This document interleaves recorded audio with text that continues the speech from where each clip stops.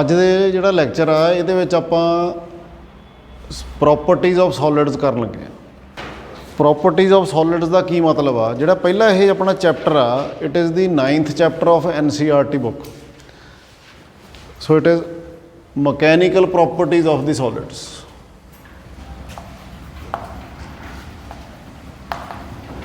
Mechanical properties of solids. ਛੋਟੀਆਂ ਕਲਾਸਾਂ ਤੋਂ ਹੁਣ ਤੱਕ ਤੁਸੀਂ ਇਹ ਪੜ੍ਹਿਆ ਹੋਇਆ ਵੀ ਜਿਹੜਾ ਮੈਟਰ ਆ, ਮੈਟਰ ਮੀਨਸ ਜਿਹੜਾ ਕੁਝ ਵੀ ਆਪਾਂ ਆਲੇ ਦੁਆਲੇ ਚੀਜ਼ਾਂ ਦੇਖਦੇ ਹਾਂ, ਚਾਹੇ ਆਪਾਂ ਖੁਦ ਹੀ ਆ, ਆਪਣੀ ਬੋਡੀ ਆ, ਇਹ ਵੀ ਮੈਟਰ ਆ, ਹਵਾ ਵੀ ਮੈਟਰ ਆ, ਜਿਹਦੇ ਬੈਂਚ 'ਤੇ ਤੁਸੀਂ ਬੈਠੇ ਹੋ ਉਹ ਵੀ ਮੈਟਰ ਆ, ਕੁਰਸੀ, table, everything which you can look around, ਕੀ ਆ ਇਹ? ਮੈਟਰ ਆ। ਮੈਟਰ ਦੀਆਂ 3 ਕਿਸਮਾਂ ਤੁਸੀਂ ਪੜ੍ਹੀਆਂ ਹੋਈਆਂ ਹੁਣ ਤੱਕ। ਪਹਿਲਾਂ ਕੀ ਪੜ੍ਹਿਆ? ਮੈਟਰ। ਮੈਟਰ ਦੀਆਂ 3 ਕਿਸਮਾਂ ਪੜ੍ਹੀਆਂ ਨੇ, ਸੋਲਿਡ, ਲਿਕੁਇਡਸ ਐਂਡ ਤੀਜੀ ਹੈਗੀ ਆ ਜੀ ਸਾਡੇ ਕੋਲੇ ਗੈਸ। ਹੁਣ ਕੋਈ ਚੀਜ਼ ਕਿਉਂ ਲਿਕੁਇਡ ਹੁੰਦੀ ਆ, ਕਿਉਂ ਸੋਲਿਡ ਹੁੰਦੀ ਆ, ਜਾਂ ਕਿਉਂ ਗੈਸ ਹੁੰਦੀ ਆ, ਉਹ ਡਿਪੈਂਡ ਕਰਦਾ ਵੀ ਜਿਹੜੇ ਉਹਦੇ ਐਟਮਸ ਨੇ ਜਾਂ ਮੋਲੀਕਿਊਲਸ ਨੇ।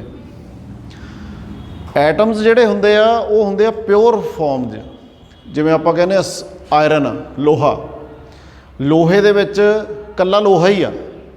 Iron is a element itself. Periodic table ਤੁਹਾਨੂੰ ਪਤਾ, ਪੀਰੀਓਡਿਕ ਟੇਬਲ ਦੇ ਵਿੱਚ ਲਗਭਗ 112 ਦੇ ਕਰੀਬ ਐਲੀਮੈਂਟਸ ਨੇ ਜਿਹੜੇ ਆਪਣੇ ਸਾਇੰਟਿਸਟਸ ਨੇ ਲੱਭੇ ਹੋਏ ਆ ਡਿਫਰੈਂਟ। ਅਤੇ ਉਹ ਸਾਰੇ ਆ ਜਿਹੜੇ ਉਹ ਕੁਦਰਤ ਦੇ ਵਿੱਚ ਮਿਲਦੇ ਆ। ਕੁਝ ਆਰਟੀਫਿਸ਼ਲ ਵੀ ਬਣਾਏ ਹੋਏ ਆ ਥੋੜ੍ਹੇ ਜਿਹੇ, ਬਹੁਤੇ ਕੁਦਰਤ 'ਚ ਮਿਲਦੇ ਆ। ਆਇਰਨ ਜਿਹੜਾ ਮੋਸਟ ਅਬੰਡੈਂਟ, ਅਤੇ ਆਪਣਾ carbon, it is the most abundant elements in earth. ਧਰਤੀ ਦੇ ਉੱਤੇ ਜਾਂ ਹਵਾ ਦੇ ਵਿੱਚ ਸਭ ਤੋਂ ਜ਼ਿਆਦਾ ਕਿਹੜਾ ਐਟਮ ਆ, ਕਿਹੜਾ ਐਲੀਮੈਂਟ ਆ? ਆਇਰਨ ਅਤੇ ਕਾਰਬਨ। ਹੁਣ ਆਇਰਨ ਆ ਜਿਹੜਾ ਉਹ ਪਿਓਰ ਫਾਰਮ 'ਚ ਆ, ਮਤਲਬ ਉਹ ਕੋਈ ਕੰਪਾਊਂਡ ਨਹੀਂ ਗਾ, ਉਹ ਕਿਸੇ ਹੋਰ ਨੂੰ ਮਿਲ ਕੇ ਨਹੀਂ ਬਣਿਆ ਹੋਇਆ। ਇਸ ਕਰਕੇ ਆਪਾਂ ਉਹਦੇ ਐਟਮਸ ਦੀ ਗੱਲ ਕਰਾਂਗੇ। ਅਤੇ ਜੇ ਆਪਾਂ ਕਰੀਏ ਪਾਣੀ ਦੀ ਗੱਲ, ਪਾਣੀ ਹੈ ਜਿਹੜਾ ਉਹ ਹਾਈਡਰੋਜਨ ਅਤੇ ਆਕਸੀਜਨ ਨੂੰ ਮਿਲ ਕੇ ਬਣਿਆ ਹੋਇਆ, ਇਸ ਕਰਕੇ ਉਹਦੇ ਵਿੱਚ ਮੋਲੀਕਿਊਲ ਦੀ ਗੱਲ ਕਰਾਂਗੇ। ਕਲੀਅਰ? ਕਿਉਂਕਿ ਪਾਣੀ ਹੈ ਜਿਹੜਾ ਉਹ ਹਾਈਡਰੋਜਨ ਅਤੇ ਆਕਸੀਜਨ ਦੇ ਮੇਲ ਨਾਲ ਮੋਲੀਕਿਊਲ ਬਣਦਾ, ਪਰ ਜਿਹੜਾ ਆਇਰਨ ਆ ਉਹ ਕੀ ਆ? ਸਿੰਗਲ ਐਟਮਸ ਦਾ ਹੀ ਬਣਿਆ ਹੋਇਆ, ਕਿਉਂਕਿ ਉਹਦੇ 'ਚ ਕੋਈ ਹੋਰ ਚੀਜ਼ ਨਹੀਂ। ਇਹਦਾ ਮਤਲਬ ਕੋਈ ਚੀਜ਼ ਕਿਉਂ ਸੋਲਿਡ ਆ? ਜਿਹੜਾ ਉਹਨਾਂ ਦੇ ਐਟਮਸ ਦੇ ਵਿਚਲਾ ਫੋਰਸ ਆਫ ਅਟਰੈਕਸ਼ਨ ਆ ਉਹ ਜ਼ਿਆਦਾ ਆ as compare to liquids, as compare to gases. ਸਭ ਤੋਂ ਜ਼ਿਆਦਾ ਫੋਰਸ ਆਫ ਅਟਰੈਕਸ਼ਨਸ ਕਿਹੜੇ ਮੋਲੀਕਿਊਲ 'ਚ ਹੋਣਗੀਆਂ, ਕਿਹੜੇ ਐਟਮਸ ਦੇ ਵਿੱਚ? ਸੋਲਿਡ ਦਿਆਂ ਵਿੱਚ। ਅਤੇ ਉਦੋਂ ਘੱਟ ਕਿਹਨਾਂ 'ਚ ਹੋਣਗੀਆਂ? ਲਿਕੁਇਡਸ ਹੋਣਗੇ ਉਹ, ਜਿਨ੍ਹਾਂ 'ਚ ਘੱਟ ਹੋਣਗੀਆਂ। ਜਿਹੜੀ ਉਦੋਂ ਵੀ ਘੱਟ ਨੇ ਫੋਰਸ ਆਫ ਅਟਰੈਕਸ਼ਨ, ਉਹ ਕੀ ਨੇ? ਗੈਸਿਸ। ਮਤਲਬ ਹੈਗਾ ਸਾਰਾ ਕੀ ਆ? ਮੈਟਰ। ਮੈਟਰ ਦੇ ਅੱਗੇ ਡਿਪੈਂਡ ਕਰਦਾ ਵੀ ਉਹਦੇ ਐਟਮਸ ਦੇ ਵਿੱਚ ਕਿੰਨੀ ਫੋਰਸ ਆਫ ਅਟਰੈਕਸ਼ਨ ਆ, ਕਿੰਨੀ ਖਿੱਚ ਆ। ਉਸ ਹਿਸਾਬ ਦੇ ਨਾਲ ਉਹ ਕੁਝ ਸਾਡੇ ਕੋਲੇ ਸੋਲਿਡ ਨੇ, ਕੁਝ ਸਾਡੇ ਕੋਲ ਲਿਕੁਇਡ ਨੇ ਚੀਜ਼ਾਂ, ਅਤੇ ਕੁਝ ਕੀ ਨੇ? ਗੈਸਾਂ। ਇੰਨੀ ਗੱਲ ਪੱਲੇ ਪੈ ਗਈ। ਹੁਣ ਅਸੀਂ ਇਸ ਚੈਪਟਰ ਦੇ ਵਿੱਚ ਇਕੱਲੇ ਸੋਲਿਡਸ ਬਾਰੇ ਡੀਲ ਕਰਨਾ, ਕਿਉਂਕਿ ਅਸੀਂ ਕੀ ਪੜ੍ਹ ਰਹੇ ਹਾਂ? Mechanical properties of solids. Mechanical properties ਦੇ ਵਿੱਚ ਕੀ ਆ ਜਾਂਦਾ? ਜਿਹਦੇ ਵਿੱਚ ਮੋਸ਼ਨ ਥੋੜ੍ਹਾ ਬਹੁਤਾ ਰਿਲੇਟਡ ਹੁੰਦਾ, ਕੋਈ ਚੀਜ਼ਾਂ ਦੀ ਮੂਵਮੈਂਟ ਰਿਲੇਟਡ ਹੁੰਦੀ ਆ। ਮੂਵਮੈਂਟ ਕਿਵੇਂ ਰਿਲੇਟਡ ਆ? ਆਹ ਚੌਕ ਆ, ਜੇ ਮੈਂ ਇਹਨੂੰ ਦੋਨੇ ਪਾਸਿਓਂ ਫੜ ਕੇ ਜ਼ੋਰ ਲਾਊਂਗਾ ਤਾਂ ਵਿਚਾਲਿਓਂ ਟੁੱਟ ਜੂਗਾ, ਟੁੱਟ ਜੂਗਾ ਨਾ। ਪਰ ਜੇ ਇਹਦੀ ਜਗ੍ਹਾ ਦੇ ਉੱਤੇ ਮੇਰੇ ਕੋਲ ਆਹ ਕਾਪੀ ਆ ਹੈਗੀ, ਤਾਂ ਇਹ ਵੀ ਸੋਲਿਡ ਆ, ਇਹਨੂੰ ਮੈਂ ਜ਼ੋਰ ਲਾਉਣਾ, ਇਹ ਟੁੱਟਦੀ ਨਹੀਂ, ਇਹ ਵਿੰਗੀ ਹੋ ਜਾਂਦੀ ਹੈ। ਇਸੇ ਤਰ੍ਹਾਂ ਹੀ ਜੇ ਮੇਰੇ ਕੋਲੇ ਸਾਈਕਲ ਦਾ ਗਜ਼ ਹੋਵੇ, ਸਾਈਕਲ ਦੇ ਟਾਇਰ ਦਾ ਗਜ਼ ਲੋਹੇ ਦਾ ਹੁੰਦਾ, ਉਹਨੂੰ ਮੈਂ ਫੜ ਕੇ ਮੋੜੂੰਗਾ ਤਾਂ ਉਹ ਵਿੰਗਾ ਹੋ ਜਾਊਗਾ। ਪਰ ਉਹਦੀ ਜਗ੍ਹਾ ਦੇ ਉੱਤੇ ਮੇਰੇ ਕੋਲ ਕੋਈ ਲੱਕੜ ਦੀ ਚੀਜ਼ ਹੋਵੇ, ਪੈਨਸਲ ਹੋਵੇ ਤੁਹਾਡੀ, ਅਤੇ ਪੈਨਸਲ ਨੂੰ ਮੈਂ ਫੜ ਕੇ ਐਂ ਕਰੂੰਗਾ ਤਾਂ ਉਹ ਕੀ ਹੋਊਗਾ? ਟੁੱਟ ਜਾਊਗੀ। ਕਲੀਅਰ? ਜ਼ਿਆਦਾ ਜ਼ੋਰ ਲਾਵਾਂਗੇ ਤਾਂ ਇਹ ਕੀ ਚੀਜ਼ਾਂ ਨੇ? ਇਹ ਪ੍ਰੋਪਰਟੀਜ਼ ਨੇ, ਇਹਨਾਂ ਨੂੰ ਕਿਹਾ ਜਾਂਦਾ ਮਕੈਨੀਕਲ ਪ੍ਰੋਪਰਟੀਜ਼ ਆਫ ਸੋਲਿਡਸ, ਵੀ ਕਿਹੜੀ ਚੀਜ਼ ਫੋਰਸ ਲਾਏ ਤੇ ਟੁੱਟ ਸਕਦੀ ਆ, ਕਿਹੜੀ ਚੀਜ਼ ਫੋਰਸ ਲਾ ਕੇ ਵਿੰਗੀ ਹੋਊਗੀ। ਤੇ ਜਿਹੜਾ ਆਪਣਾ ਪਾਣੀ ਵਾਲਾ ਤੁਸੀਂ ਜਿਹਦੇ 'ਚ ਆਪਾਂ ਗਲਾਸ ਸਟੀਲ ਦਾ ਯੂਜ਼ ਕਰਦੇ ਆ ਪੀਣ ਵਾਸਤੇ, ਉਹਨੂੰ ਜੇ ਆਪਾਂ ਉੱਪਰੋਂ ਫੜ ਕੇ ਘੁੱਟਦੇ ਆ ਤਾਂ ਫਿਰ ਛੱਡਦੇ ਆ, ਫਿਰ ਉੱਥੇ ਹੀ ਆ ਜਾਂਦਾ। ਘੁੱਟਦੇ ਆ ਤਾਂ ਥੋੜ੍ਹਾ ਜਿਹਾ ਵਿੰਗਾ ਹੋ ਜਾਂਦਾ, ਜਦੋਂ ਆਪਾਂ ਛੱਡ ਦਿੰਦੇ ਆ ਫਿਰ ਉੱਥੇ ਹੀ ਆ ਜਾਂਦਾ। ਤਾਂ ਜਿਹੜੀਆਂ ਚੀਜ਼ਾਂ, ਜਿਹੜੇ ਸੋਲਿਡ ਫੋਰਸ ਹਟਾਉਣ ਤੋਂ ਬਾਅਦ ਦੁਬਾਰੇ ਆਪਦੀ ਪਹਿਲਾਂ ਵਾਲੀ ਸ਼ਕਲ 'ਚ ਆ ਜਾਣ, ਜਿਵੇਂ ਗਲਾਸ ਸਟੀਲ ਦਾ, ਉਹ ਦੁਬਾਰੇ ਉੱਥੇ ਹੀ ਆ ਗਿਆ। ਠੀਕ ਆ, ਮੇਰੇ ਕੋਲ ਪੈਨ ਆ, ਮੇਰਾ ਪੈਨ ਆ ਜਿਹੜਾ, ਇਹਨੂੰ ਮੈਂ ਜ਼ੋਰ ਲਾਉਣਾ ਉੱਦਾਂ ਹੀ। ਜੇ ਮੈਂ ਇੱਦਾਂ ਜ਼ੋਰ ਲਾਉਣਾ ਤਾਂ ਇਹ ਮੈਨੂੰ ਦਿਸਦਾ ਤਾਂ ਹੈ ਨਹੀਂ ਵੀ ਵਿੰਗਾ ਹੋਇਆ, ਪਰ ਥੋੜ੍ਹਾ ਬਹੁਤਾ ਹੁੰਦਾ। ਜਦੋਂ ਮੈਂ ਛੱਡਦਾ ਇਹਨੂੰ ਫਿਰ ਉੱਥੇ ਹੀ ਆ ਜਾਂਦਾ। ਜ਼ੋਰ ਲਾਉਣਾ ਇਹ ਥੋੜ੍ਹਾ ਜਿਹਾ ਵਿੰਗਾ ਹੁੰਦਾ, ਪਰ ਮਾਮੂਲੀ ਜਿਹਾ, ਪਰ ਜਦੋਂ ਛੱਡਦਾ ਫਿਰ ਉੱਥੇ ਜਗ੍ਹਾ 'ਤੇ ਆ ਜਾਂਦਾ। ਤੁਹਾਡੇ ਕੋਲ ਪਲਾਸਟਿਕ ਵਾਲਾ ਪੈਨ ਹੋਊਗਾ, ਦਿਓ ਇੱਕ ਜਣਾ, ਦੇਖੋ ਇਹਨੂੰ ਧਿਆਨ ਨਾਲ। ਇਹਨੂੰ ਮੈਂ ਹੁਣ ਜ਼ੋਰ ਲਾਊਂਗਾ, ਦੇਖੋ ਜੀ ਵਿੰਗਾ ਹੋ ਗਿਆ ਵਿੰਗਾ। ਛੱਡ ਦੂੰਗਾ ਫਿਰ ਉੱਥੇ ਆ ਗਿਆ ਨਾ ਉੱਥੇ ਹੀ। ਤਾਂ ਇਹਦਾ ਮਤਲਬ ਇਹ ਹੋਇਆ ਵੀ ਇਹ ਜਿਹੜਾ ਮਟੀਰੀਅਲ ਆ, ਜਿਹੜੇ ਮਟੀਰੀਅਲ ਦਾ ਇਹ ਬਣਿਆ, ਇਹ ਮਟੀਰੀਅਲ ਆਪਦੀ ਪਹਿਲਾਂ ਵਾਲੀ ਸ਼ਕਲ ਦੁਬਾਰੇ ਅਖਤਿਆਰ ਕਰ ਸਕਦਾ। ਲੈ, ਤੇ ਇਹਦਾ ਮਤਲਬ ਇਹਦਾ ਨਾਂ ਕੀ ਰੱਖਾਂਗੇ ਆਪਾਂ ਸਾਇੰਟੀਫਿਕ ਫਾਰਮ ਦੇ ਵਿੱਚ? ਜਿਹੜੀਆਂ ਇੱਦਾਂ ਦੀਆਂ ਚੀਜ਼ਾਂ ਨੇ ਇਹਨਾਂ ਨੂੰ ਕਿਹਾ ਜਾਂਦਾ ਇਲਾਸਟਿਕ ਸੋਲਿਡਸ। ਕਿਹੜੀਆਂ? ਜਿਨ੍ਹਾਂ ਨੂੰ ਪਹਿਲਾਂ ਫੋਰਸ ਲਗਾਈ ਜਾਂਦੀ ਆ ਤੇ ਉਹ ਆਪਦੀ ਸ਼ਕਲ ਬਦਲ ਲੈਂਦੀਆਂ ਫੋਰਸ ਲਾਉਣ ਨਾਲ, ਬਟ ਜਦੋਂ ਫੋਰਸ ਨੂੰ ਹਟਾਇਆ ਜਾਂਦਾ ਤਾਂ ਵਾਪਸ ਆਪਣੀ ਪਹਿਲਾਂ ਵਾਲੀ ਸ਼ਕਲ ਅਖਤਿਆਰ ਕਰ ਲੈਂਦੇ ਨੇ। These solids are called elastic solids which on removing the deforming force, deforming force ਕਿਹੜੀ ਆ? ਜਿਹੜੀ ਉਹਦੀ ਫਾਰਮ ਨੂੰ ਬਦਲ ਰਹੀ ਆ। ਫਾਰਮ ਦਾ ਮਤਲਬ ਸ਼ਕਲ। ਤਾਂ deforming force ਨੂੰ ਹਟਾਇਆ ਜਾਂਦਾ, then they will again regain its original shape and size। ਹੁਣ ਇਹ ਤਾਂ ਹੋ ਗਈਆਂ ਸਾਡੀਆਂ ਇਲਾਸਟਿਕ ਚੀਜ਼ਾਂ। ਜਿਹੜੀ ਇਹ ਪ੍ਰੋਪਰਟੀ ਆ ਸੋਲਿਡਸ ਦੀ, ਕਿਹੜੀ property? Regaining of original size and shape. ਇਸ ਪ੍ਰੋਪਰਟੀ ਨੂੰ ਕਿਹਾ ਜਾਂਦਾ ਇਲਾਸਟਿਸਿਟੀ। ਕੀ ਕਿਹਾ ਜਾਂਦਾ? ਇਲਾਸਟਿਸਿਟੀ। ਹੁਣ ਦੂਸਰੀ ਗੱਲ ਤੇ ਆਈਏ। ਕੁਝ ਚੀਜ਼ਾਂ ਇੱਦਾਂ ਦੀਆਂ ਵੀ ਆ ਜਿਨ੍ਹਾਂ ਦੇ ਉੱਤੇ ਆਪਾਂ ਫੋਰਸ ਲਾਉਂਦੇ ਆ ਤੇ ਉਹਨਾਂ ਦੀ ਸ਼ਕਲ ਬਦਲ ਜਾਂਦੀ ਆ, ਬਟ ਉਹ ਸ਼ਕਲ ਪਰਮਾਨੈਂਟਲੀ ਬਦਲ ਜਾਂਦੀ ਆ। ਫੋਰਸ ਹਟਾਉਣ ਤੋਂ ਬਾਅਦ ਉਹ ਸ਼ਕਲ ਦੁਬਾਰੇ ਵਾਪਸ ਨਹੀਂ ਆਉਂਦੀ। ਜਿਵੇਂ ਮਿੱਟੀ ਦਾ ਆਪਾਂ ਪਾਣੀ ਵਿੱਚ ਪਾ ਕੇ ਗਾਰਾ ਬਣਾ ਲਈਏ, ਜਿੱਦਾਂ ਦਾ ਆਟਾ ਹੁੰਦਾ, ਆਟਾ ਗੁੰਨਦੇ ਆ ਨਾ, ਸੋ ਉੱਦਾਂ ਦਾ ਇੱਕ ਲੰਪ ਬਣਾ ਲਈਏ, ਤਾਂ ਉਸ ਲੰਪ ਨੂੰ ਜੇ ਆਪਾਂ ਮੁੱਕੀ ਮਾਰਦੇ ਹਾਂ ਤਾਂ ਉਹਦੇ ਵਿੱਚ ਮੁੱਕੀ ਦੀ ਸ਼ਕਲ ਵੀ ਉੱਦਾਂ ਦੀ ਬਣ ਜਾਂਦੀ ਪੱਕੀ ਹੋਈ। ਜੇ ਆਪਾਂ ਥੱਲੇ ਮਿੱਟੀ ਹੋਵੇ ਤੇ ਆਪਾਂ ਉਹ 'ਤੇ ਤੁਰਦੇ ਹਾਂ ਤੇ ਪੈਰਾਂ ਦੇ ਛਾਪੇ ਪੱਕੇ ਪੈ ਜਾਂਦੇ ਆ ਨਾ। ਉਹ ਕਿਉਂ? ਕਿਉਂਕਿ ਫੋਰਸ ਤਾਂ ਲੱਗੀ, ਫੋਰਸ ਲੱਗ ਕੇ ਜਦੋਂ ਫੋਰਸ ਹਟੀ ਉਦੋਂ ਬਾਅਦ ਉਹ ਮਟੀਰੀਅਲ ਆਪਣੀ ਪਹਿਲਾਂ ਵਾਲੀ ਸ਼ਕਲ ਜਾਂ ਸਾਈਜ਼ ਅਖਤਿਆਰ ਨਹੀਂ ਕਰ ਸਕਿਆ। ਸੋ ਇੱਦਾਂ ਦੇ ਮਟੀਰੀਅਲ ਜਿਹੜੇ ਫੋਰਸ ਲਾਉਣ 'ਤੇ ਪਰਮਾਨੈਂਟਲੀ ਡੀਫਾਰਮ ਹੋ ਜਾਣ, ਫਾਰਮ ਦਾ ਮਤਲਬ ਸ਼ਕਲ ਅਤੇ ਸਾਈਜ਼, ਤਾਂ ਉਹ ਮਟੀਰੀਅਲ ਨੂੰ ਕੀ ਕਿਹਾ ਜਾਂਦਾ? Plastic materials. ਕੀ ਕਿਹਾ ਜਾਂਦਾ? Plastic materials. ਕਿਹੜੇ? whose shape and size permanently get distorted by applying deforming force। ਜਦੋਂ ਡੀਫਾਰਮਿੰਗ ਫੋਰਸ ਲਾਈ ਜਾਂਦੀ ਹੈ ਉਹਨਾਂ ਦੀ ਸ਼ਕਲ ਹਮੇਸ਼ਾ ਲਈ ਬਦਲ ਜਾਂਦੀ ਹੈ, ਬਟ ਜੇਕਰ ਪਹਿਲਾਂ ਵਾਲੀ ਸ਼ਕਲ ਸਾਈਜ਼ ਲੈ ਲੈਂਦੇ ਆ ਤਾਂ ਉਹ ਕੀ ਕਹਿੰਦੇ ਆ? ਇਲਾਸਟਿਕ। ਤੇ ਇਹਦੀ ਪ੍ਰੋਪਰਟੀ ਆ ਜਿਹੜੀ property of solids by which the materials get ਡੀਫਾਰਮਡ, ਇਹਨੂੰ ਕਹਿੰਦੇ ਆ ਅਸੀਂ ਪਲਾਸਟਿਸਿਟੀ। ਕਲੀਅਰ? ਜਿਹੜੇ ਇਹ ਸੋਲਿਡਸ ਦੀ ਆਪਾਂ ਗੱਲ ਕਰਦੇ ਆ, ਜਿਹੜੇ ਇਲਾਸਟਿਸਿਟੀ ਨੂੰ ਸ਼ੋਅ ਕਰਦੇ ਆ, ਮਤਲਬ ਦੇ come to their original size and shape after the removal of deforming force ਉਹ ਕਿਉਂ ਕਰਦੇ ਆ ਤੇ ਆਹ ਵਾਲੇ ਕਿਉਂ ਨਹੀਂ ਕਰਦੇ। ਸੋ ਇਹਦਾ ਕਾਰਨ ਕੀ ਆ? ਇਹਦਾ ਕਾਰਨ ਜਿਹੜੇ ਸੋਲਿਡਸ ਉਹਨਾਂ ਦੀ ਬੌਂਡਿੰਗ ਆ ਜਿਹੜੀ ਵਿੱਚ, ਜਿਵੇਂ ਆਪਾਂ ਆਇਰਨ ਦੀ ਗੱਲ ਕੀਤੀ ਸੀ, ਆਇਰਨ ਦੀ ਇੱਕ ਰੋਡ ਹੋਵੇ ਆਪਣੇ ਕੋਲੇ, ਸਪੋਜ਼ ਕਰੋ ਆ ਸਾਡੇ ਕੋਲ ਇੱਕ ਆਇਰਨ ਦਾ ਪੀਸ ਆ, ਲੋਹੇ ਦੀ ਰੋਡ ਆ। ਐਕਚੁਅਲੀ ਇਹਦੇ ਐਟਮਸ ਕਿੱਦਾਂ ਦੇ ਹੋਣਗੇ? ਜਿਹੜੇ ਦੇ ਐਟਮਸ ਹੋਣਗੇ ਉਹਦੇ ਵਿੱਚ ਆਇਰਨ Fe ਇਹਦਾ ਸਿੰਬਲ ਆ ਆਇਰਨ ਦਾ। ਸੋ ਇੱਦਾਂ ਕਲੋਜ਼ਲੀ ਪੈਕਡ ਹੋਣਗੇ, ਬੜੇ ਕਲੋਜ਼ਲੀ ਟਾਈਟ, ਕਿਉਂਕਿ ਆਇਰਨ ਸਖਤ ਆ ਬਹੁਤ ਜ਼ਿਆਦਾ। ਸਖਤੀ ਦਾ ਕਾਰਨ ਕੀ ਆ? ਵੀ ਇੱਕ ਆਇਰਨ ਤੇ ਦੂਜੇ ਆਇਰਨ ਦੇ ਵਿੱਚ ਸਾਡੇ ਕੋਲ ਫੋਰਸ ਆ ਜਿਹੜੀ ਉਹ ਕਿੰਨੀ ਆ? It is very high. ਜਦੋਂ ਇਹਨੂੰ ਗਰਮ ਕਰਦੇ ਆ ਲਾਲ ਹੋ ਜਾਂਦਾ, ਲੋਹਾ ਲਾਲ ਹੋ ਜਾਂਦਾ, ਫਿਰ ਅਸੀਂ ਸੱਟ ਮਾਰਦੇ ਆ, ਫਿਰ ਇਹਦੀ ਸ਼ਕਲ ਆ ਜਿਹੜੀ ਉਹ ਪੱਕੀ ਬਦਲ ਜਾਂਦੀ ਆ। ਜਦੋਂ ਗਰਮ ਕਰਦੇ ਆ ਕੀ ਹੁੰਦਾ?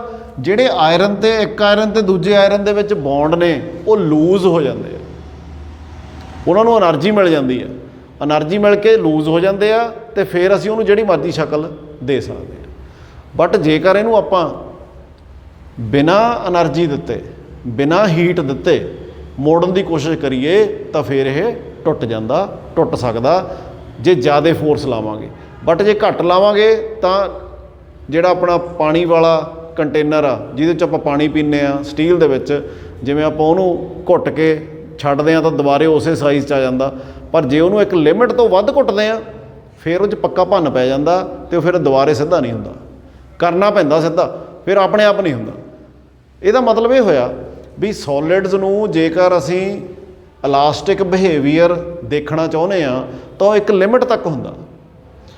ਉਸ ਲਿਮਿਟ ਤੱਕ ਤੁਸੀਂ ਫੋਰਸ ਲਾਓਗੇ ਤਾਂ ਉਹ ਵਾਪਸ ਮੁੜ ਆਊਗਾ, ਪਰ ਉਸ ਲਿਮਿਟ ਤੋਂ ਬਾਅਦ ਜੇਕਰ ਵੱਧ ਫੋਰਸ ਲਾ ਦੋਗੇ ਤਾਂ ਫਿਰ ਉਹ ਵਾਪਸ ਨਹੀਂ ਆਉਂਦਾ, ਉਹਦੀ ਸ਼ਕਲ ਵਾਪਸ ਨਹੀਂ ਆਉਂਦੀ, ਉਹ ਪਰਮਾਨੈਂਟਲੀ ਡੀਫਾਰਮ ਹੋ ਜਾਂਦਾ।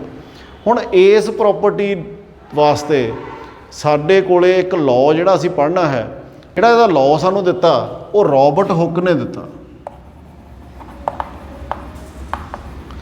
ਇਹਨੂੰ ਅਸੀਂ ਹੁਕਸ ਲਾਅ ਕਹਿੰਦੇ ਹਾਂ। ਹੁਕਸ ਲਾਅ ਕੀ ਆ? ਹੁਕਸ ਲਾਅ ਕਹਿੰਦਾ ਵੀ ਜਦੋਂ ਤੁਸੀਂ ਕਿਸੇ ਮਟੀਰੀਅਲ ਤੇ ਸਪੋਜ਼ ਕਰੋ ਆ ਸਾਡੇ ਕੋਲੇ ਆਇਰਨ ਦੀ ਇੱਕ ਤਾਰ ਆ ਤੇ ਇਹਨੂੰ ਮੈਂ ਤੁਹਾਨੂੰ ਸ਼ੋਅ ਕਰਨ ਲਈ ਵੱਡੀ ਬਣਾ ਲਿਆ। ਆਇਰਨ ਦੀ ਤਾਰ ਆ ਇੱਕ ਲੋਹੇ ਦੀ ਤੇ ਉੱਪਰਲੇ ਪਾਸੇ ਉਹਨੂੰ ਫੜ ਕੇ ਬੰਨਿਆ ਹੋਇਆ ਤਾਂ ਕਿ ਉੱਪਰੋਂ ਡਿੱਗੇ ਨਾ, ਤੇ ਥੱਲੇ ਇਹਦੇ ਅਸੀਂ ਇੱਕ ਵੇਟ ਪਾਉਣ ਨੂੰ ਕੁੰਡੀ ਲਾ ਲਈ ਤੇ ਕੁੰਡੀ ਦੇ ਵਿੱਚ ਅਸੀਂ ਵੇਟ ਪਾਈ ਜਾਂਦੇ ਹਾਂ ਇਹਨੂੰ ਖਿੱਚਣ ਵਾਸਤੇ। 1 ਕਿਲੋ ਪਾ ਲਿਆ, 2 ਕਿਲੋ ਪਾ ਲਿਆ, 4 ਕਿਲੋ ਪਾ ਲਿਆ, 5 ਕਿਲੋ ਪਾ ਲਿਆ, ਤਾਂ ਵੇਟ ਪਾਈ ਜਾਂਦੇ ਆ। ਦੇਖਣ ਨੂੰ ਤਾਂ ਇਹ ਸਾਨੂੰ ਇੱਦਾਂ ਹੀ ਲੱਗੂਗਾ ਵੀ ਤਾਰ ਓਨੀ ਹੋਈ ਆ, ਪਰ ਮਾਈਕਰੋਸਕੋਪਿਕ ਲੈਵਲ ਦੇ ਉੱਤੇ ਇਹ ਥੋੜ੍ਹੀ ਥੋੜ੍ਹੀ ਵਧਣੀ ਸ਼ੁਰੂ ਹੋ ਜਾਂਦੀ ਹੈ ਅਤੇ ਇੱਕ ਲਿਮਿਟ ਤੱਕ, ਜਿਵੇਂ ਆਪਾਂ ਇੱਥੇ ਗਲਾਸ ਦੀ ਲਿਮਿਟ ਦੀ ਗੱਲ ਕੀਤੀ ਸੀ ਵੀ ਲਿਮਿਟ ਤੱਕ ਫੋਰਸ ਲਾਉਂਦੇ ਆ ਤਾਂ ਉਹ ਵਾਪਸ ਆਪਣੀ ਓਰੀਜਨਲ ਸਾਈਜ਼ ਐਂਡ ਸ਼ੇਪ ਲੈ ਲੈਂਦਾ। ਤਾਂ ਉਸੇ ਤਰ੍ਹਾਂ ਇਹ ਤਾਰ ਵੀ ਜਿਹਦੀ ਲੈਂਥ ਪਹਿਲਾਂ L ਸੀਗੀ, ਸਪੋਜ਼ ਕਰ ਲੈਂਦੇ ਹਾਂ ਲੈਂਥ ਇਹਦੀ L ਆ, ਤਾਂ ਇਹਦੇ ਵਿੱਚ ਵੀ ਥੋੜ੍ਹਾ ਜਿਹਾ ਵਾਧਾ ਹੋ ਜਾਂਦਾ, ਐਕਸਟੈਂਸ਼ਨ ਆ ਜਾਂਦੀ ਹੈ। ਤਾਂ ਹੁਕਸ ਲਾਅ ਨੇ ਸਾਨੂੰ ਕੀ ਦੱਸਿਆ? ਹੁਕਸ ਲਾਅ ਕਹਿੰਦਾ ਵੀ ਜਿਹੜੀ ਇਹਦੇ ਵਿੱਚ ਐਕਸਟੈਂਸ਼ਨ ਹੋਈ ਆ ਉਹ ਐਕਸਟੈਂਸ਼ਨ ਡਾਇਰੈਕਟਲੀ ਪ੍ਰਪੋਰਸ਼ਨਲ ਆ ਕਿਹਦੇ? Load attached. ਜਿਹੜਾ ਲੋਡ ਥੱਲੇ ਪਾਉਨੇ ਆ, ਵੇਟ ਥੱਲੇ ਇਨਕਰੀਜ਼ ਕਰ ਰਹੇ ਆ, ਜਿਉਂ-ਜਿਉਂ ਲੋਡ ਪਾਈ ਜਾਵਾਂਗੇ ਉਨੀ ਐਕਸਟੈਂਸ਼ਨ ਹੋਈ ਜਾਊਗੀ, ਇਹ ਤਾਰ ਲੰਬੀ ਹੁੰਦੀ ਜਾਊਗੀ। ਸੋ ਫਰਦਰ ਜਦੋਂ ਫਿਰ ਸਟੱਡੀਜ਼ ਤੋਂ ਬਾਅਦ ਇਹਦਾ ਜਿਹੜਾ ਲੋਡ ਤੇ ਐਕਸਟੈਂਸ਼ਨ ਦਾ ਨਾਂ ਆ ਉਹਨੂੰ ਅਸੀਂ ਰੱਖਤਾ stress is directly proportional to strain. Stress ਹੁਣ ਕੀ ਚੀਜ਼ ਆ? Stress is directly attach to load. ਕਿਵੇਂ? ਤੁਸੀਂ ਪਹਿਲਾਂ ਹੁਣ ਤੋਂ ਪ੍ਰੈਸ਼ਰ ਪੜ੍ਹ ਚੁੱਕੇ ਹੋ, ਦਬਾਓ। ਪ੍ਰੈਸ਼ਰ ਕੀ ਹੁੰਦਾ? ਫੋਰਸ ਪਰ ਯੂਨਿਟ ਏਰੀਆ। ਇੱਕ ਖਾਸ ਯੂਨਿਟ ਏਰੀਆ 'ਤੇ ਫੋਰਸ ਲਾਉਨੇ ਆ ਤਾਂ ਉਹਨੂੰ ਅਸੀਂ ਪ੍ਰੈਸ਼ਰ ਕਹਿੰਦੇ ਹਾਂ। ਤਾਂ ਪ੍ਰੈਸ਼ਰ ਜਦੋਂ ਲਗਾਇਆ ਜਾਂਦਾ ਤਾਂ ਉਦੋਂ ਜਿਹੜੀ ਫੋਰਸ ਲੱਗਦੀ ਆ ਉਹ ਹੁੰਦੀ ਐਕਸਟਰਨਲ ਫੋਰਸ। ਕਿਹੜੀ ਫੋਰਸ ਹੁੰਦੀ ਆ? ਬਾਹਰੋਂ ਲਾਈ ਗਈ ਹੁੰਦੀ ਆ। ਪਰ ਜਿਹੜੇ ਪ੍ਰੈਸ਼ਰ ਨੂੰ ਅਸੀਂ ਸਟ੍ਰੈਸ ਕਹਿੰਦੇ ਆ, ਸਟ੍ਰੈਸ ਵੀ ਫੋਰਸ ਪਰ ਯੂਨਿਟ ਏਰੀਆ ਹੀ ਆ, ਪਰ ਕਿਹੜੀ ਫੋਰਸ? ਰੀਸਟੋਰਿੰਗ ਫੋਰਸ। ਕਿਵੇਂ? ਸੋ ਇੱਥੇ ਪਹਿਲਾਂ ਆਪਾਂ ਸਟ੍ਰੈਸ ਨੂੰ ਡਿਫਾਈਨ ਕਰ ਲਈਏ। ਜਿਹੜੀ ਸਟ੍ਰੈਸ ਆ, ਇਟ ਇਜ਼ ਦੀ ਰੀਸਟੋਰਿੰਗ ਫੋਰਸ ਪਰ ਯੂਨਿਟ ਏਰੀਆ। ਹੁਣ ਰੀਸਟੋਰਿੰਗ ਫੋਰਸ ਕਿਹੜੀ ਆ? ਜਿਵੇਂ ਆਪਾਂ ਗੱਲ ਕੀਤੀ ਸੀ ਪਹਿਲਾਂ ਵੀ ਆਹ ਪੈਨ ਆ ਜਿਹੜਾ, ਜਾਂ ਉਹ ਦਿਓ ਪਲਾਸਟਿਕ ਵਾਲਾ ਪੈਨ, ਜਿਹੜਾ ਪੈਨ ਆ ਇਹਨੂੰ ਮੈਂ ਫੋਰਸ ਲਾਉਣਾ ਤੇ ਵਿੰਗਾ ਹੋ ਗਿਆ, ਠੀਕ ਆ। ਹੁਣ ਜਦੋਂ ਇਹ ਵਿੰਗਾ ਹੋਇਆ, ਜਿਹੜੀ ਫੋਰਸ ਮੈਂ ਲਾ ਰਿਹਾ ਉਹ ਤਾਂ ਹੈਗੀ ਐਕਸਟਰਨਲ ਫੋਰਸ, ਕਿਉਂਕਿ ਮੈਂ ਬਾਹਰੋਂ ਲਾ ਰਿਹਾ। ਪਰ ਆਪਾਂ ਦੇਖਦੇ ਹਾਂ ਵੀ ਫੋਰਸ ਬਾਹਰਲੀ ਛੱਡਣ 'ਤੇ ਇਹ ਆਪਣੀ ਪਹਿਲਾਂ ਵਾਲੀ ਸ਼ੇਪ 'ਚ ਆ ਜਾਂਦਾ। ਕਿਹੜੀ ਫੋਰਸ ਇਹਨੂੰ ਵਾਪਸ ਲੈ ਕੇ ਆਉਂਦੀ ਆ? ਉਹਨੂੰ ਕਿਹਾ ਜਾਂਦਾ ਰੀਸਟੋਰਿੰਗ ਫੋਰਸ। ਰੀਸਟੋਰ ਕਰਨਾ ਮਤਲਬ ਦੁਬਾਰੇ ਉਸੇ ਪੋਜੀਸ਼ਨ 'ਤੇ ਲੈ ਕੇ ਆਉਣਾ। ਜਿਉਂ-ਜਿਉਂ ਮੈਂ ਬਾਹਰਲੀ ਫੋਰਸ ਵਧਾਈ ਜਾਂਦਾ, ਤਿਉਂ-ਤਿਉਂ ਇਹਦੀ ਰੀਸਟੋਰਿੰਗ ਫੋਰਸ ਵੀ ਵੱਧਦੀ ਜਾਂਦੀ ਆ, up to a certain limit. Breaking limit ਤੋਂ ਪਹਿਲਾਂ, ਮਤਲਬ ਉਹ ਲਿਮਿਟ ਐਕਸਟਰਨਲ ਫੋਰਸ ਦੀ ਜਿਹਦੇ ਨਾਲ ਇਹ ਬ੍ਰੇਕ ਕਰ ਜੂਗਾ, ਉਦੋਂ ਪਹਿਲਾਂ ਜਿਹੜੀ ਮੈਂ ਫੋਰਸ ਲਾਉਣਾ ਉਹਨੂੰ ਕਿਹਾ ਜਾਂਦਾ ਐਕਸਟਰਨਲ ਫੋਰਸ। ਤੇ ਐਕਸਟਰਨਲ ਫੋਰਸ ਵਿਦਨ ਦੀ ਇਲਾਸਟਿਕ ਲਿਮਿਟ, ਤੇ ਨਾਲ ਦੀ ਨਾਲ ਹੀ ਰੀਸਟੋਰਿੰਗ ਫੋਰਸ ਵੱਧਦੀ ਜਾਂਦੀ ਆ, ਤੇ ਉਹੀ ਰੀਸਟੋਰਿੰਗ ਫੋਰਸ ਇਹਨੂੰ ਵਾਪਸ ਆਪਣੀ ਪਹਿਲਾਂ ਵਾਲੀ ਪੋਜੀਸ਼ਨ 'ਤੇ ਲੈ ਕੇ ਆਉਂਦੀ ਆ। ਸੋ ਸਟ੍ਰੈਸ ਤੇ ਪ੍ਰੈਸ਼ਰ ਦਾ ਇਹ ਫਰਕ ਆ। ਪ੍ਰੈਸ਼ਰ ਕੀ ਆ? ਬਾਹਰਲੀ ਫੋਰਸ ਓਵਰ ਏਰੀਆ, ਤੇ ਸਟ੍ਰੈਸ ਕੀ ਆ? ਰੀਸਟੋਰਿੰਗ ਫੋਰਸ ਡਿਵੈਲਪਡ ਇਨ ਏ ਬੋਡੀ ਪਰ ਯੂਨਿਟ ਏਰੀਆ। ਕਲੀਅਰ ਹੋ ਗਈ ਗੱਲ ਇਹ? ਸੋ ਇਹ ਆ ਸਾਡੇ ਕੋਲੇ ਸਟ੍ਰੈਸ। ਹੁਣ ਜਿਹੜੀ ਸਟ੍ਰੈਸ ਆ ਇਹ ਦੋ ਤਰ੍ਹਾਂ ਦੀ ਹੁੰਦੀ ਹੈ। ਕਿਹੜੀ ਦੋ ਤਰ੍ਹਾਂ ਦੀ? ਪਹਿਲੀ ਹੁੰਦੀ ਆ ਨਾਰਮਲ ਸਟ੍ਰੈਸ। ਨਾਰਮਲ ਸਟ੍ਰੈਸ ਕਿਹੜੀ? ਜਿਹੜੀ ਇੱਥੇ ਲੱਗ ਰਹੀ ਹੈ। ਇੱਥੇ ਏਰੀਆ ਜਿਹੜਾ, ਜਿਵੇਂ ਤਾਰ ਜਿਹੜੀ ਆ ਇਦਾਂ ਦੀ ਹੈ ਜਿੱਦਾਂ ਦਾ ਚੌਕ ਆ, ਚੌਕ ਦਾ ਥੱਲੇ ਵਾਲਾ ਏਰੀਆ ਸਰਕੂਲਰ ਆ, ਜਸਟ ਲਾਈਕ ਉੱਦਾਂ ਦਾ ਹੀ ਜਿਵੇਂ ਆਪਣੀ ਤਾਰ ਦੀ ਆਪਾਂ ਗੱਲ ਕਰਦੇ ਹਾਂ ਵੀ ਲੋਹੇ ਦੀ ਤਾਰ ਆਪਾਂ ਥੱਲੇ ਨੂੰ ਲਮਕਾਈ ਹੋਈ ਆ, ਉਹ ਇਦੋਂ ਵੀ ਪਤਲੀ ਹੋਊਗੀ ਵੈਸੇ, ਪਰ ਜੇ ਉਹਨੂੰ ਵੱਡਾ ਕਰਕੇ ਦੇਖ ਲਈਏ ਤਾਂ ਉਹਦਾ ਥੱਲੇ ਵੀ ਇਦਾਂ ਦਾ ਹੀ ਹੋਊ ਜਿੱਦਾਂ ਦਾ ਚੌਕ ਦਾ ਸਰਕੂਲਰ। ਹੁਣ ਜਿਹੜੀ ਫੋਰਸ ਲਾ ਰਹੇ ਆ ਉਹ ਇਸ ਏਰੀਏ ਦੇ ਪਰਪੈਂਡੀਕੂਲਰ ਥੱਲੇ ਨੂੰ ਲਾ ਰਹੇ ਨਾਰਮਲ। ਸੋ ਇਸ ਕਰਕੇ ਜੇਕਰ ਰੀਸਟੋਰਿੰਗ ਫੋਰਸ ਏਰੀਏ ਦੇ ਪਰਪੈਂਡੀਕੂਲਰ ਹੋਵੇ ਤਾਂ ਉਹਨੂੰ ਅਸੀਂ ਕਿਹੜੀ ਕਹਿੰਦੇ ਆ? Normal stress. ਕਲੀਅਰ? ਦੂਸਰੀ, it is called tangential stress. Tangential stress ਕਿਹੜੀ ਹੋਊਗੀ? ਜਦੋਂ ਫੋਰਸ ਲਾਈ ਜਾਵੇ along the tangent to the surface. ਕਿਵੇਂ? ਜਿਵੇਂ ਮੇਰੇ ਕੋਲੇ ਆ ਬੁੱਕ ਆ, it is also solid. So book ਦੇ ਉੱਤੇ ਸਪੋਜ਼ ਕਰ ਲਓ ਮੈਂ ਇਹਨੂੰ ਇੱਦਾਂ ਰੱਖ ਲੈਣਾ, ਤੇ ਸਰਫੇਸ ਇਹਦੀ ਆਹ, ਜੇ ਤਾਂ ਮੈਂ ਫੋਰਸ ਉੱਪਰ ਨੂੰ ਲਾਉਣਾ ਜਾਂ ਥੱਲੇ ਨੂੰ ਲਾਉਣਾ ਫਿਰ ਤਾਂ ਨਾਰਮਲ ਹੋ ਗਈ ਕਿਉਂਕਿ ਪਰਪੈਂਡੀਕੂਲਰ ਲੱਗ ਗਈ। ਜੇ ਐਸ ਸਰਫੇਸ 'ਤੇ ਮੈਂ ਟੈਂਜੈਂਸ਼ੀਅਲ ਫੋਰਸ ਲਾਉਣਾ, ਕਿਵੇਂ? ਇੱਧਰਲੇ ਪਾਸੇ ਨੂੰ ਫੋਰਸ ਲਾਉਣਾ ਜਾਂ ਇੱਧਰ ਨੂੰ ਲਾਉਣਾ, ਫਿਰ ਦੇਖੋ ਇਹਦੀ ਸ਼ਕਲ ਬਦਲਦੀ ਆ ਕਿ ਨਹੀਂ? ਸਾਈਡ ਤੋਂ ਇੱਧਰਲਾ ਪਾਸਾ ਇਹਦਾ ਅੱਗੇ ਨੂੰ ਆਉਂਦਾ, ਤਾਂ ਇਹ ਜਿਹੜੀ ਫੋਰਸ ਲਾ ਰਿਹਾ ਮੈਂ ਇੱਧਰਲੇ ਪਾਸੇ ਨੂੰ ਖਿੱਚ ਰਿਹਾ, ਟੈਂਜੈਂਸ਼ੀਅਲ ਟੂ ਦੇ ਸਰਫੇਸ। ਟੈਂਜੈਂਟ ਜਿਹੜਾ ਹੁੰਦਾ, ਜਿਹਨੂੰ ਸਪਰਸ਼ ਰੇਖਾ ਤੁਸੀਂ ਕਹਿੰਦੇ ਹੋ ਪੰਜਾਬੀ 'ਚ, ਸਪਰਸ਼ ਦੇ ਅਕੋਰਡਿੰਗ ਲੱਗੇ, ਤਾਂ ਦਿਸ stress is called tangential stress. ਇਹਦੇ ਵਿੱਚ ਫੋਰਸ ਕਿੱਧਰ ਨੂੰ ਲੱਗਦੀ ਆ? Along the tangent to surface. Clear ਹੋ ਗਈ ਗੱਲ? ਹੁਣ ਇਸ ਤੋਂ ਬਾਅਦ ਆਪਾਂ ਪੜਾਂਗੇ ਅੱਗੇ ਸਟ੍ਰੇਨ ਕੀ ਹੁੰਦੀ ਆ, ਕਿਉਂਕਿ ਇੱਥੇ ਦੋ ਗੱਲਾਂ ਆਈਆਂ ਹੁਕਸ ਲਾ ਦੇ ਵਿੱਚ। Stress is directly proportional to strain. Stress ਅਸੀਂ ਪੜ੍ਹ ਲਈ ਕੀ ਹੁੰਦੀ ਆ? ਸਟ੍ਰੈਸ ਦਾ ਫਾਰਮੂਲਾ ਕੀ ਪੜ੍ਹਿਆ? ਰੀਸਟੋਰਿੰਗ ਫੋਰਸ ਪਰ ਯੂਨਿਟ ਏਰੀਆ। ਤੇ ਸਟ੍ਰੈਸ ਦੋ ਤਰ੍ਹਾਂ ਦੀ ਹੁੰਦੀ ਆ, ਨਾਰਮਲ ਸਟ੍ਰੈਸ ਜਿਹੜੀ ਪਰਪੈਂਡੀਕੂਲਰ ਟੂ ਦੀ ਸਰਫੇਸ ਲੱਗੇ, ਟੈਂਜੈਂਸ਼ੀਅਲ ਸਟ੍ਰੈਸ ਜਿਹੜੀ along the tangent to the surface ਲੱਗੇ। ਹੁਣ ਅਸੀਂ ਪੜ੍ਹੀਏ ਸਟ੍ਰੇਨ ਕੀ ਹੁੰਦੀ ਹੈ।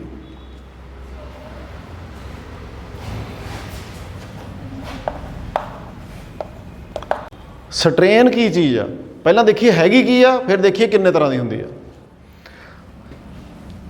ਸਟ੍ਰੇਨ ਹੁੰਦੀ ਆ change in dimensions divided by original dimensions.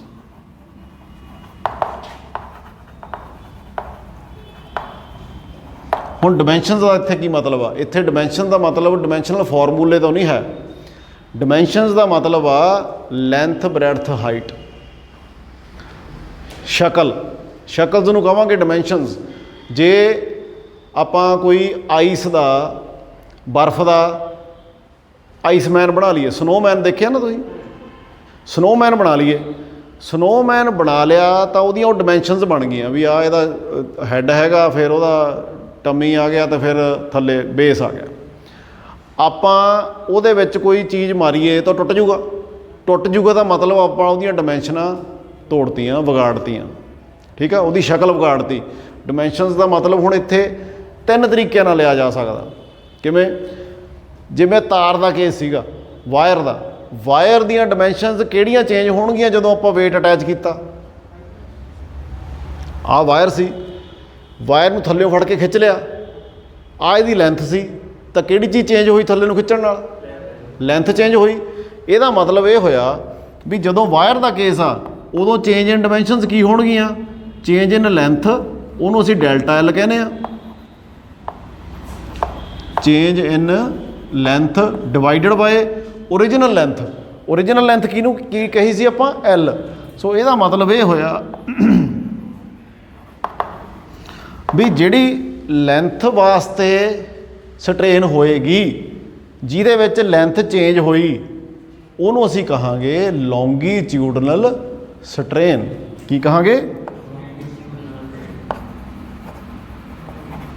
Longitudinal strain. Clear? ਕਿਉਂਕਿ ਇਹਦੇ ਵਿੱਚ ਇਕੱਲੀ ਲੈਂਥ ਚੇਂਜ ਹੋਈ ਹੈ। ਕਲੀਅਰ? ਓਕੇ। ਹੁਣ ਕਈ ਵਾਰੀ ਇੱਦਾਂ ਹੁੰਦਾ ਵੀ ਲੈਂਥ ਚੇਂਜ ਨਹੀਂ ਹੁੰਦੀ, ਵੋਲੀਅਮ ਹੀ ਚੇਂਜ ਹੋ ਜਾਂਦਾ। ਫਾਰ ਐਗਜ਼ਾਮਪਲ ਗੁਬਾਰੇ ਦੀ ਗੱਲ ਕਰ ਲੈਂਦੇ ਹਾਂ। ਇੱਕ ਗੁਬਾਰੇ ਦੇ ਵਿੱਚ ਜੇਕਰ ਆਪਾਂ ਗੁਬਾਰੇ ਨੂੰ ਬਾਹਰਲੇ ਪਾਸਿਓਂ ਪੁਸ਼ ਕਰਾਂਗੇ, ਅੰਦਰ ਨੂੰ, ਗੁਬਾਰੇ ਨੂੰ ਅੰਦਰ ਨੂੰ ਪੁਸ਼ ਕਰਾਂਗੇ ਤਾਂ ਉਹ ਕੀ ਹੋਊਗਾ? ਛੋਟਾ ਹੋ ਜਾਂਦਾ ਥੋੜ੍ਹਾ ਬਹੁਤਾ। ਬੋਲ ਆ, ਬੋਲ ਨੂੰ ਪੁਸ਼ ਕਰੋਗੇ ਤਾਂ ਛੋਟੀ ਹੋਊਗੀ। ਤੁਹਾਡੀ ਜਿਹੜੀ ਆਪਣੀ ਰਬੜ ਦੀ ਬੋਲ ਹੁੰਦੀ ਆ, ਉਹਨੂੰ ਬਾਹਰੋਂ ਪੁਸ਼ ਕਰੋਗੇ ਤਾਂ ਛੋਟੀ ਹੋ ਜਾਂਦੀ ਹੈ ਥੋੜ੍ਹੀ ਜਿਹੀ। ਹੁਣ ਮੰਨ ਲਈਏ ਆਹ ਸਾਡੀ ਬੋਲ ਆ, ਬੋਲ ਦਾ ਵੋਲੀਅਮ ਹੋਏਗਾ, ਤੇ ਮੰਨ ਲੈਂਦੇ ਹਾਂ ਵੋਲੀਅਮ ਦਾ ਜਿਹੜਾ ਬੋਲ ਦਾ ਜਿਹੜਾ ਵੋਲੀਅਮ ਸੀਗਾ ਪਹਿਲਾਂ ਉਹ V ਆ। ਵੋਲੀਅਮ ਮਤਲਬ ਇਹਦਾ ਆਇਤਨ। ਤੇ ਆਪਾਂ ਇਹਦੇ ਉੱਤੇ ਫੋਰਸ ਲਾਤੀ ਸਾਰੇ ਪਾਸਿਆਂ ਤੋਂ, ਸਟਰੈਸ ਲਾਤੀ ਆਪਾਂ। ਕਿਹੜੀ ਸਟਰੈਸ ਲਾਈ ਆ? Normal to the surface, normal stress ਲਾਤੀ। ਤੇ ਵੋਲੀਅਮ ਇਹਦਾ ਮੰਨ ਲੈਂਦੇ ਆ ਰਹਿ ਗਿਆ, ਹੁਣ ਘਟ ਗਿਆ। ਪਹਿਲਾਂ V ਸੀਗਾ, ਹੁਣ V ਡੈਸ਼ ਹੋ ਗਿਆ ਘਟ ਕੇ, ਤੇ V ਵੱਡਾ ਸੀ ਤੇ V ਡੈਸ਼ ਬਾਅਦ ਵਾਲਾ ਵੋਲੀਅਮ ਆ। ਤੇ ਆਪਾਂ ਚੇਂਜ ਇਨ ਵੋਲੀਅਮ ਕੱਢੀਏ ਤਾਂ V ਡੈਸ਼ ਮਾਈਨਸ V ਛੋਟਾ, ਪਰ ਬਾਅਦ ਵਾਲੇ ਚੋਂ ਪਹਿਲਾਂ ਵਾਲਾ ਘਟਾ ਰਹੇ ਆ। ਇਹਦਾ ਮਤਲਬ ਇਹ ਨੈਗੇਟਿਵ ਆਊਗਾ। ਇਹਨੂੰ ਕਹਿ ਦਿੰਦੇ ਡੈਲਟਾ V, ਕਿਉਂਕਿ ਆਹ ਰਕਮ ਛੋਟੀ ਆ, ਆਹ ਵੱਡੀ ਆ, ਇਸ ਕਰਕੇ ਆਨਸਰ ਨੈਗੇਟਿਵ ਆਊਗਾ। ਠੀਕ ਆ? ਸੋ ਇਸ ਤਰ੍ਹਾਂ ਜਿਹੜੀ ਵੋਲੀਅਮ ਦੇ ਵਿੱਚ ਚੇਂਜ ਆਉਂਦੀ ਆ, ਵੋਲੀਅਮ ਘਟ ਜਾਂਦਾ, ਇਹਨੂੰ ਅਸੀਂ ਕਹਿੰਦੇ ਆ ਵੋਲੀਓਮੀਟ੍ਰਿਕ ਸਟ੍ਰੇਨ। ਕੀ ਕਹਿੰਦੇ ਆ? ਬੋਲੋ। Volumetric strain. ਤਾਂ ਇਹਦਾ ਫਾਰਮੂਲਾ ਕੀ ਬਣੂਗਾ? Minus delta V upon V। Change in volume ਕੀ ਆ? ਨੈਗੇਟਿਵ ਆ। ਠੀਕ ਆ? ਤੇ ਓਰੀਜਨਲ ਵੋਲੀਅਮ V ਸੀਗਾ, ਉਹ ਸਾਡਾ ਥੱਲੇ ਆ ਗਿਆ। ਸੋ ਇਹ ਉਦੋਂ ਲੱਗਦਾ ਜਦੋਂ ਆਪਾਂ ਕੋਈ ਕੰਪਰੈਸੀਬਲ ਚੀਜ਼ ਨੂੰ ਕੰਪਰੈਸ ਕਰਦੇ ਹਾਂ, ਪੁਸ਼ ਕਰਦੇ ਹਾਂ। ਕੰਪਰੈਸੀਬਲ ਮਤਲਬ ਜਿਹੜੀ ਕੰਪਰੈਸ ਹੋ ਸਕਦੀ ਆ। ਇੱਕ ਸਟ੍ਰੇਨ ਹੋਰ ਹੁੰਦੀ ਆ ਤੀਜੇ ਨੰਬਰ ਵਾਲੀ, ਸੋ ਉਹ ਆਪਾਂ ਦੇਖੀਏ। Third type of strain is shear strain. ਕਿਹੜੀ ਸਟ੍ਰੇਨ? Shear strain.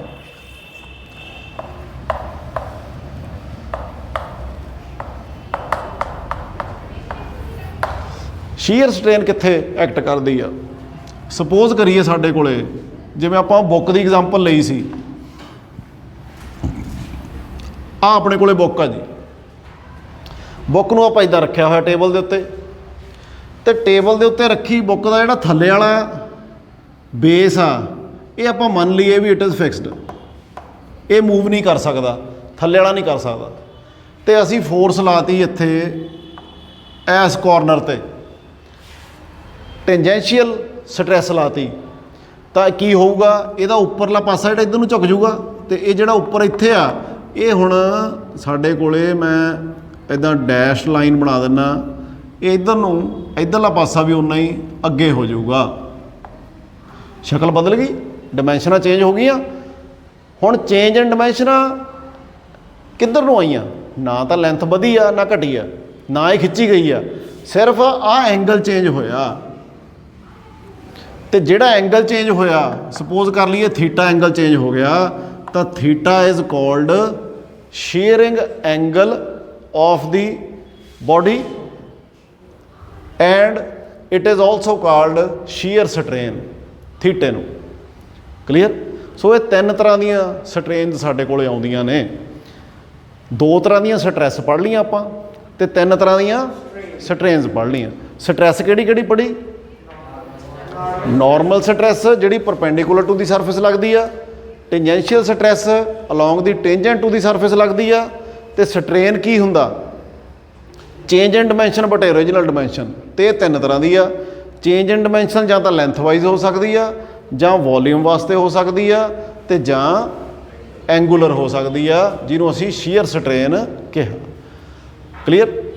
ਹੁਣ ਇਹਨਾਂ ਤਿੰਨੇ ਸਟ੍ਰੇਨਸ ਦੇ ਅਕੋਰਡਿੰਗ ਤੇ ਦੋਨੇ ਸਟ੍ਰੈਸ ਦੇ ਅਕੋਰਡਿੰਗ ਸਾਡੇ ਕੋਲੇ ਮੋਡੂਲਸ ਆਫ ਇਲਾਸਟੀਸਿਟੀ ਨੇ, ਜੀ ਤੋਂ ਸਾਨੂੰ ਇਹ ਪਤਾ ਲੱਗਦਾ, ਮਤਲਬ ਇੱਕ ਇੱਦਾਂ ਦਾ ਪੈਰਾਮੀਟਰ ਆ ਜਿਹਨੂੰ ਕੈਲਕੂਲੇਟ ਕਰਕੇ ਅਸੀਂ ਇਹ ਦੇਖ ਸਕਦੇ ਹਾਂ ਵੀ ਬੋਡੀ, ਸੋਲਿਡ ਬੋਡੀ ਕਿੰਨੀ ਕੁ ਇਲਾਸਟਿਕ ਹੈ। ਪੱਲੇ ਪਈ ਗੱਲ। ਕਿਉਂ ਚੀਜ਼ਾਂ ਇਹ ਦੇਖਣ ਦੀ ਲੋੜ ਆ? ਕਿਉਂਕਿ ਜਦੋਂ ਆਪਾਂ ਮਸ਼ੀਨਾਂ ਬਣਾਉਂਦੇ ਆ, ਆਪਾਂ ਕੋਈ ਮਕੈਨੀਕਲ ਵਰਕ ਕਰਨਾ, ਕੋਈ ਭਾਰ ਚੱਕਣਾ, ਭਾਰ ਚੱਕਣ ਲਈ ਕਰੇਨਸ ਦੀਆਂ ਤਾਰਾਂ ਬਣਾਉਣੀਆਂ ਨੇ ਜਿਹਦੇ ਨਾਲ ਉਹ ਲੋਡ ਚੱਕਦੀ ਆ, ਉੱਥੇ ਸਾਨੂੰ ਇਹ ਪਤਾ ਹੋਣਾ ਚਾਹੀਦਾ ਵੀ ਕਿਹੜੇ ਮਟੀਰੀਅਲ ਦੀ ਤਾਰ ਯੂਜ਼ ਕਰੀਏ ਤਾਂ ਕਿ ਇਹ ਸਾਡੇ ਮਤਲਬ ਦਾ ਭਾਰ ਚੱਕ ਸਕੇ। ਹੁਣ ਇੱਕ ਤਾਰ ਤਾਂ ਹੈਗੀ ਆ ਜਿਹਦੇ ਨਾਲ ਆਪਾਂ ਮੰਨ ਲਓ ਕਹਿ ਲਈਏ ਵੀ ਕੋਠੇ ਤੇ ਮੰਜਾ ਚੜਾਉਣਾ ਬਈ ਰੱਸੀ ਨਾਲ ਬੰਨ੍ਹ ਕੇ, ਤੇ ਉਹ ਆਪਾਂ ਹੁਣ ਉਸ ਹਿਸਾਬ ਦੀ ਰੱਸੀ ਲਵਾਂਗੇ, ਮੋਟੀ ਪਤਲੀ ਆਪਾਂ ਅੰਦਾਜ਼ੇ ਨਾਲ ਲੈ ਲੈਂਦੇ ਹਾਂ। ਪਰ ਜੇ ਮੰਨ ਲਓ ਆਪਾਂ ਕਹੀਏ ਵੀ ਟਰੱਕ ਚੱਕ ਕੇ ਉੱਤੋਂ ਨੂੰ ਖਿੱਚਣਾ, ਫਿਰ ਉੱਥੇ ਕੀ, ਉੱਥੇ ਆਪਾਂ ਜੂਟ ਦੀ ਰੱਸੀ ਨਹੀਂ ਵਰਤ ਸਕਦੇ, ਪਲਾਸਟਿਕ ਦੀ ਰੱਸੀ ਨਹੀਂ ਵਰਤ ਸਕਦੇ, ਉੱਥੇ ਸਾਨੂੰ ਰੱਸਾ ਯੂਜ਼ ਕਰਨਾ ਪਊਗਾ, ਉਹ ਵੀ ਜਿਹੜਾ ਲੋਹੇ ਦਾ ਹੋਊਗਾ, ਲੋਹੇ ਦੀਆਂ ਤਾਰਾਂ ਦਾ ਬਣਿਆ ਹੁੰਦਾ ਰੱਸਾ। ਤਾਂ ਉੱਥੇ ਉਹ ਰੱਸਾ ਕਿੰਨਾ ਮੋਟਾ ਹੋਣਾ ਚਾਹੀਦਾ, ਉਹ 'ਚ ਕਿੰਨੀਆਂ ਤਾਰਾਂ ਹੋਣੀਆਂ ਚਾਹੀਦੀਆਂ, ਕਿਹੜੇ ਮਟੀਰੀਅਲ ਦਾ ਹੋਣਾ ਚਾਹੀਦਾ, ਉਹ ਸਾਨੂੰ ਕੌਣ ਦੱਸੂਗਾ? ਯੰਗਸ ਮੋਡੂਲਸ, ਬਲਕ ਮੋਡੂਲਸ ਤੇ ਸਾਡਾ ਸ਼ੀਅਰ ਮੋਡੂਲਸ, ਜਿਹੜਾ ਅਸੀਂ ਹੁਣ ਪੜ੍ਹਨ ਜਾ ਰਹੇ ਹਾਂ, ਮੋਡੂਲਸ ਆਫ ਇਲਾਸਟੀਸਿਟੀ। ਕਿੱਥੋਂ ਬਣਿਆ ਉਹ ਮੋਡੂਲਸ ਆਫ ਇਲਾਸਟੀਸਿਟੀ? ਇੱਥੋਂ ਹੀ ਬਣਿਆ। ਆ ਜਿਹੜਾ ਹੁਕਸ ਲਾ ਪੜ੍ਹਿਆ ਆਪਾਂ, ਕਿਹੜਾ ਲਾਅ ਪੜ੍ਹਿਆ? ਹੁਕਸ ਲਾ। ਕੀ ਸੀਗਾ? Stress is directly proportional to strain. Strain ਮਤਲਬ change in dimension but original dimension, ਦੋਨੇ ਇੱਕ ਦੂਜੇ ਦੇ ਕੀ ਨੇ? ਪ੍ਰੋਪੋਰਸ਼ਨਲ ਨੇ। ਕਲੀਅਰ। ਤਾਂ ਹੁਣ ਅਸੀਂ ਦੇਖੀਏ ਮੋਡੂਲਸ ਆਫ ਇਲਾਸਟੀਸਿਟੀ ਕਿਵੇਂ ਆਊਗਾ।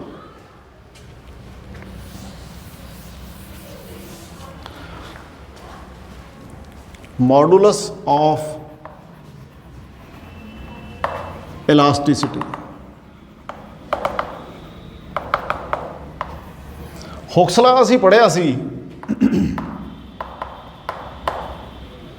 Stress is directly proportional to strain. ਜੇਕਰ ਅਸੀਂ ਆਹ ਪ੍ਰੋਪੋਰਸ਼ਨੈਲਿਟੀ ਕੌਂਸਟੈਂਟ ਨੂੰ ਹਟਾ ਲਈਏ, ਪ੍ਰੋਪੋਰਸ਼ਨੈਲਿਟੀ ਸਾਈਨ ਨੂੰ ਹਟਾ ਲਈਏ, ਤਾਂ ਇਹਦੀ ਜਗ੍ਹਾ 'ਤੇ ਸਾਨੂੰ ਕੀ ਲਾਉਣਾ ਪਊਗਾ? ਕੌਂਸਟੈਂਟ ਲਾਉਣਾ ਪਊਗਾ। ਤਾਂ ਇਹਦਾ ਮਤਲਬ stress is equal to some constant k into strain. ਤੇ ਜੇ ਮੈਂ ਸਟ੍ਰੇਨ ਨੂੰ ਇੱਧਰਲੇ ਪਾਸੇ ਲੈ ਆਵਾਂ ਤਾਂ ਇਹ ਬਣ ਗਿਆ stress over strain equal to constant के, इनू ही कहने असी मॉडुलस ऑफ इलास्टिसिटी। हुण डिपेंड करदा किहड़ी स्ट्रैस ते किहड़ी स्ट्रेन हो रही आ, तो उसके अकॉर्डिंग साडे कोले तीन तरह के मॉडुलस ने। किहड़े किहड़े तीन मॉडुलस? पहला Young's modulus of elasticity,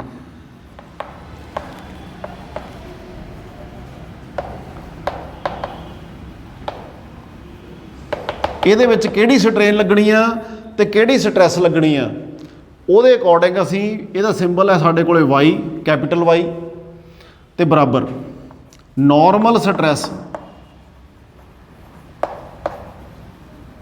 divided by longitudinal strain.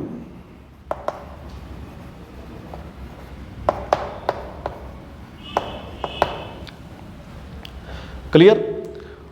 Normal stress आपां पढ़ी सी, स्ट्रैस की दस्या सी तुहानूं मैं, रीस्टोरिंग फोर्स अपॉन एरिया, तो रीस्टोरिंग फोर्स नूं आपां F लिख लीए, एरिए नूं A लिख लीए, तो ये साडे कोल बन गया जी F अपॉन A।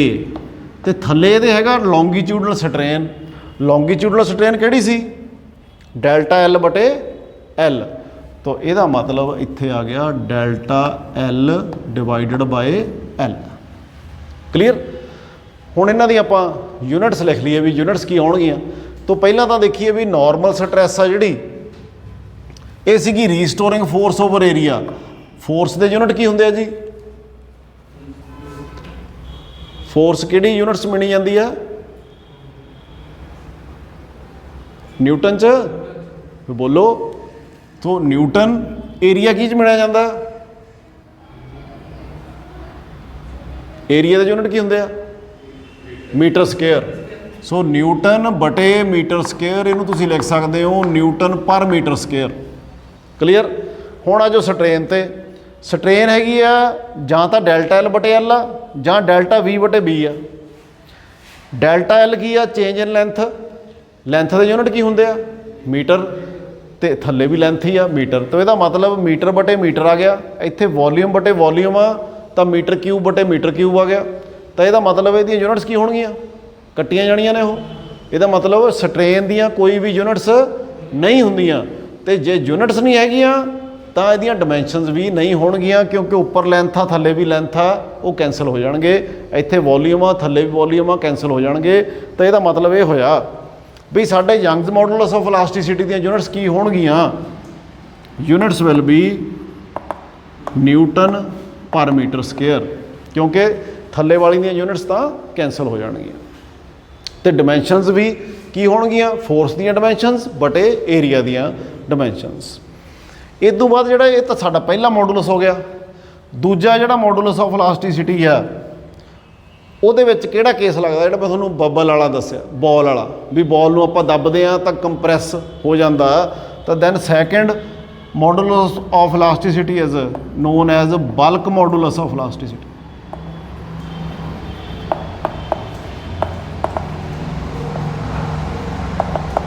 ਇਹਨੂੰ ਡਿਨੋਟ ਕੀਤਾ ਜਾਂਦਾ K ਦੇ ਨਾਲ। ਤੇ ਇਹਦੇ ਵਿੱਚ ਕਿਹੜੀ ਸਟ੍ਰੈਸ ਤੇ ਸਟ੍ਰੇਨ ਲੱਗਦੀ ਆ? Again normal stress divided by volumetric strain, क्योंकि केस साडा बबल वाला ही आ। उस तरीके दे नाल माइनस डेल्टा V बटे V। सो वॉल्यूमेट्रिक स्ट्रेन।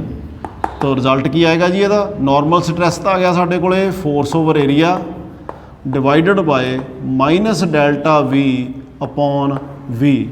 तो यूनिट्स की आउणगियां? सेम न्यूटन पर मीटर स्केयर। न्यूटन पर मीटर स्केयर नूं आपां पास्कल भी कह दिंदे आ। तीसरा जिहड़ा मॉडुलस ऑफ इलास्टिसिटी आ वो की है?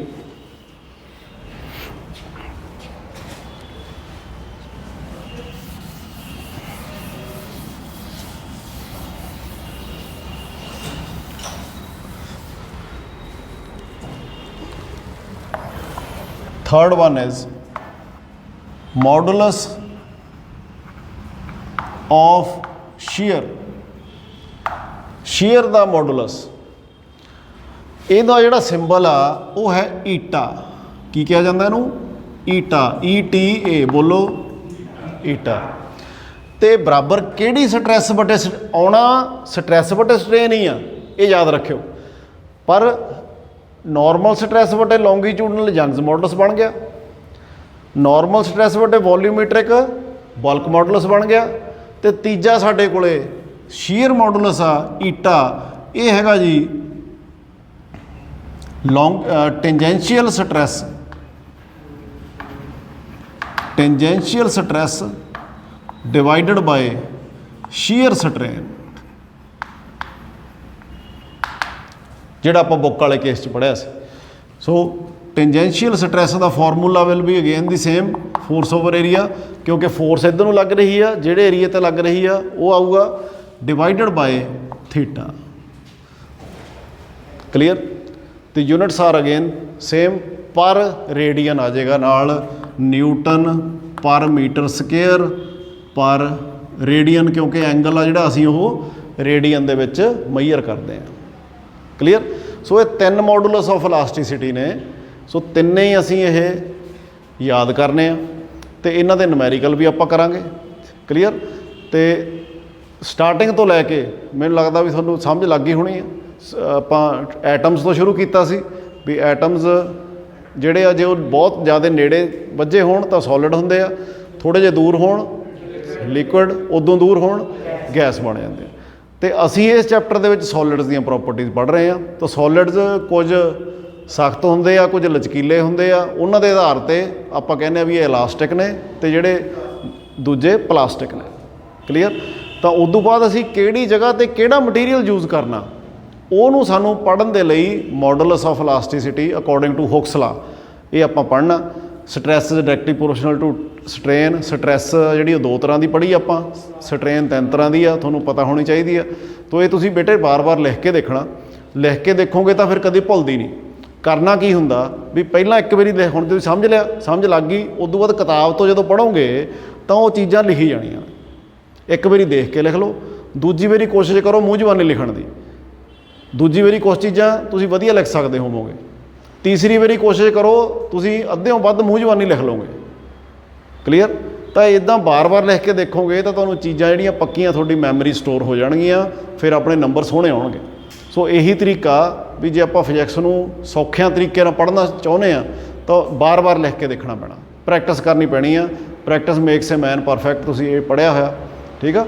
ਸੋ ਫਿਰ ਬੜਾ ਈਜ਼ੀ ਆ। ਤੇ ਜੇ ਤੁਸੀਂ ਇਹਨੂੰ ਛੱਡੀ ਗਏ, ਮੰਨ ਲਓ ਵੀ ਮੈਂ ਜਿਹੜਾ ਕੰਮ ਅੱਜ ਕਰਾਤਾ ਤੁਸੀਂ ਕਿਹਾ ਵੀ ਲਾਈਟਲੀ ਲੈ ਲਿਆ ਵੀ ਕੋਈ ਨਾ ਕੱਲ੍ਹ ਨੂੰ ਕਰ ਲਾਂਗੇ ਯਾਰ, ਅੱਜ ਘੁੰਮ ਆਈਏ ਕਿਤੇ, ਅੱਜ ਆ ਰਹਿਣ ਦਿੰਦੇ ਆ, ਅੱਜ ਜੀ ਨਹੀਂ ਕਰਦਾ, ਹੈ ਨਾ।